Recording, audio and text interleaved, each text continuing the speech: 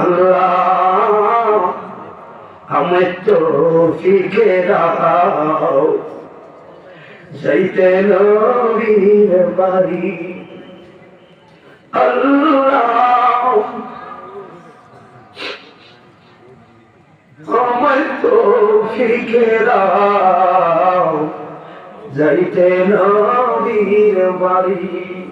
কত ব্যথা জমে রইল, কত ব্যথা জমে রইল, বলবো নবীর কাছে